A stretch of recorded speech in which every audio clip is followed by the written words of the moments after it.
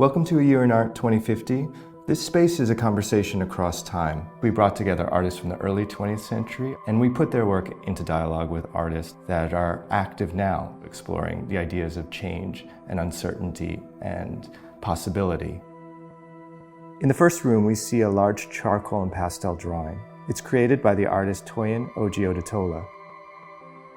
This one is set in Lagos in the year 2050, and it follows a woman who is struggling to recover her memory.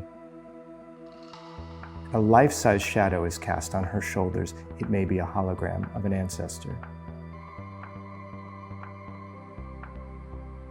And then the second room is almost swirling sensations that runs through the artist's work from the early 1900s all the way to present.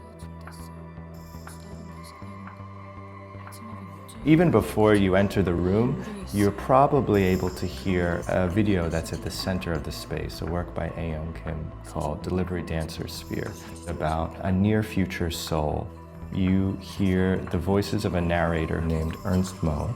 She's a delivery driver, and she's being sent all across the city, sometimes in these bizarre, kind of impossible pathways. And you can hear unwinding of both her mind and the intensity of her job. Eventually she meets a version of herself, N-Storm. Ernst Mo and N-Storm are both anagrams of the word monster. Behind the video is a massive image that Ayoung Kim designed in collaboration with the webtoon artist 1176. The imagery draws on South Korean girls' love culture, a genre of online literature and film focusing on lesbian romantic love. There's something of a time warp here, where it's not clear if we're looking at a work from last year or from more than 100 years ago. One example is Umberto Boccioni's sculpture, which looks like this figure that's almost marching across the room. This was revolutionary. Sculpture not as a kind of traditional portrait of someone or as a heavy and static image, but something that suggests movement, that suggests almost like a kind of robot or technology that has its own sentient way of being. That sense of time warp is part of the goal and the experiment of this exhibition. To the right of the Boccioni sculpture are other key works from the Futurist movement. We have a painting by Jakamo Bala, which depicts a car that we don't see anymore because it's zoomed off beyond the vision of where the canvas is. Cutting across trees and ground are these vertical running curves, almost like little tornadoes that are spiraling. So there's this suggestion that whatever has passed us is continuing beyond the frame to the right of the work. On the other side of the Boccioni sculpture is a work by Windam Lewis, founder of the Vorticist movement in England in the 1910s. That word vorticist comes from the word vortex.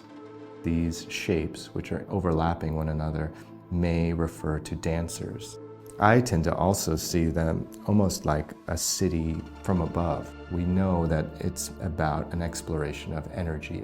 There is this form of rhythm that's trying to somehow move within the stillness of a work on paper. We put this work directly above a publication that Windam Lewis created and edited called Blast Magazine. This is an experimental publication. The artist provides manifestos for the vorticists, and one of my favorite parts is how the artist would signal a series of things that he really likes, that he blesses, and then also signal a set of things that he really doesn't like and blast those things. And often they're the very same thing. To the left we have a series of prints by the Russian artist El Lisitsky. They are images that depict characters from a play, Victory Over the Sun, and then reimagined, thinking about each of the actors instead as some type of kind of robotic forms.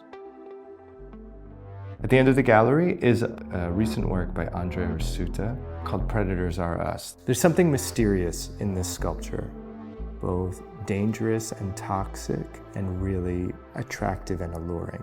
Something related to like augmentation of the body, and whether it's like artificial limbs or the pollution of the world kind of shaping who we are. We have something that potentially looks like a very ancient sculpture, but it's merged almost science fiction way with elements of the recent past. This exhibition doesn't show just one future, but we do sense that we're on the brink of a radical transformation. Through this work, we can see how artists were grappling with a similar set of conditions, even under an entirely different set of contexts. And with that, potentially gives some hope, some sense of possibilities, and it's up to us collectively to try to build towards those or to avoid the kinds of crisis that those worlds can present.